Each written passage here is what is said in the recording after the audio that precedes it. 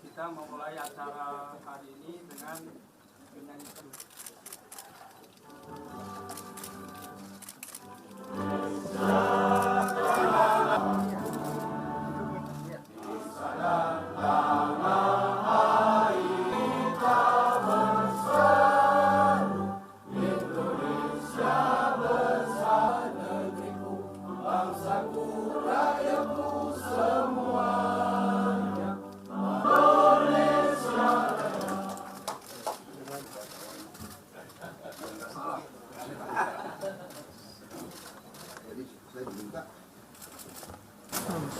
Shalom, Om Swastiastu, Namo Buddhaya, salam kebajikan.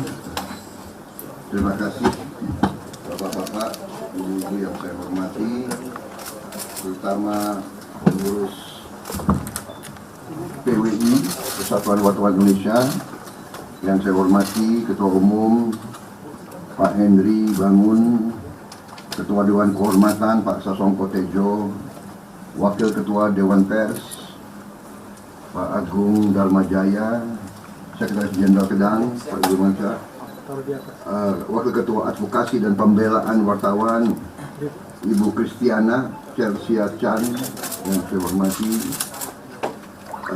Ketua Bidang Pendidikan Bapak M. Nasir, Ketua Bidang Luar Negeri Ibu Nino Mardiana,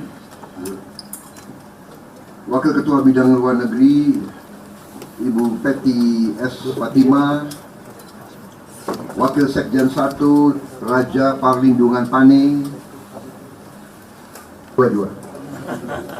Kemudian Saudara Agus Sudibyo, Ketua Dewan Pakar. Terima kasih atas undangan ini. Saya sudah menyiapkan buku untuk saudara-saudara sekalian, lengkap. Buku ada, kalau tidak salah ada berapa buku ya? Ya, ada 3 judul ya. Ada 3 judul.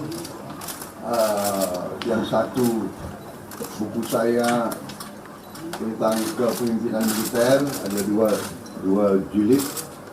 Dari situ bisa dipahami latar belakang saya, nilai-nilai yang saya anut, falsafah yang saya anut, falsafah hidup, falsafah pengabdian, dan ikon-ikon ataupun idola-idola dalam kehidupan saya, siapa yang saya pegang sebagai panutan saya sepanjang sejarah.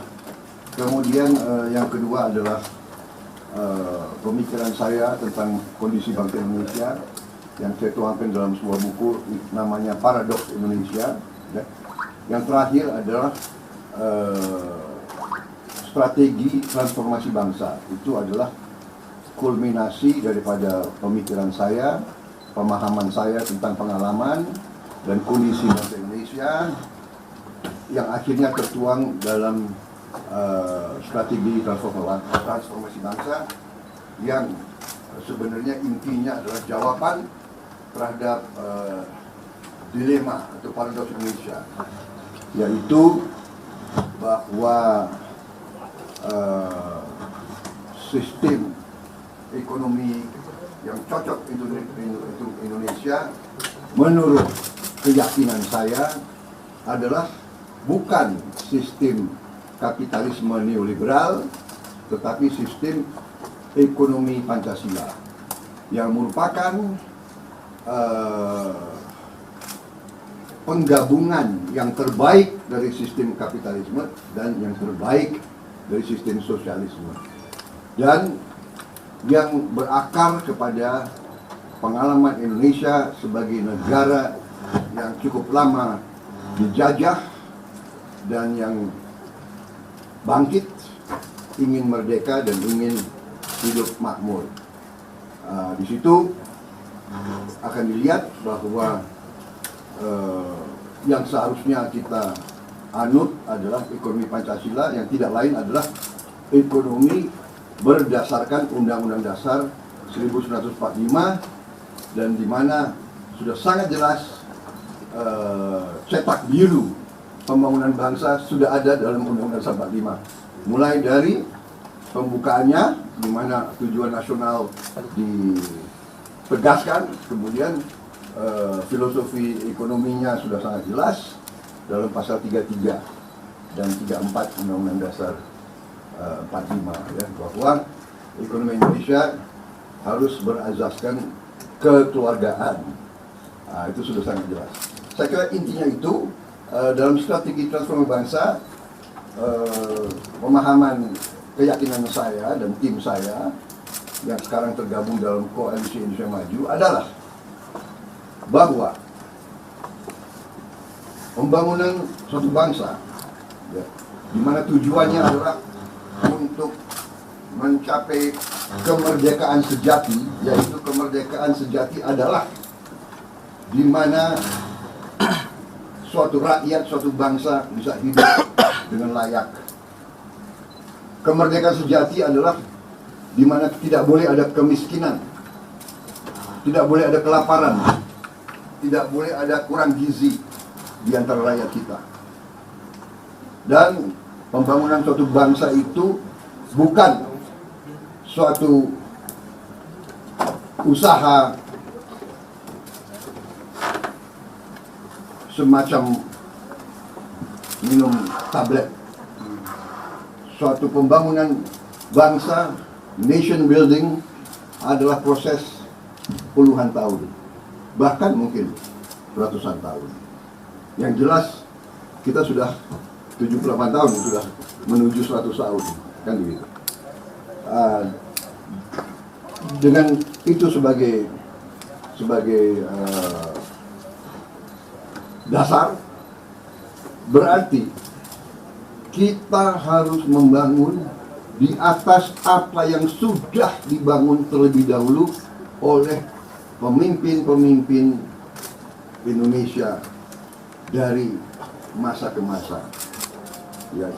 Jadi apa yang kita nikmati hari ini menurut pemahaman saya, keyakinan saya, adalah hasil dari kepemimpinan zaman Bung Karno, kepemimpinan pada saat Bung Karno, bukan akibat Bung Karno tunggal. Tidak ada pembangunan bangsa yang tergantung satu orang, kan begitu ya. Ada Bung Karno, ada Bung Hatta, ada Bung Syahrir, ada Sudirman, ada banyak tokoh yang berkorban juga banyak, ada Dan Mogot, ada Ngurah Rai, ribuan orang berkorban. Jadi, tapi kalau tidak ada generasi itu pembebas, ya kita mungkin tidak seperti ini. Bukan negara yang sebesar Indonesia, yang sekaya Indonesia, kalau bukan pemimpin-pemimpin kita pada zaman era itu, era perjuangan, era proklamasi, dan era perang kemerdekaan dan selanjutnya.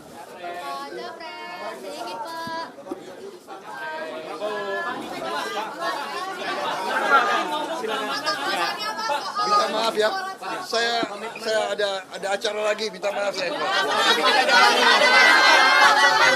Pak Prabowo dari MPN, gimana tentang program susu gratis, Pak? Siap. Terima kasih Bapak. Pak di istana.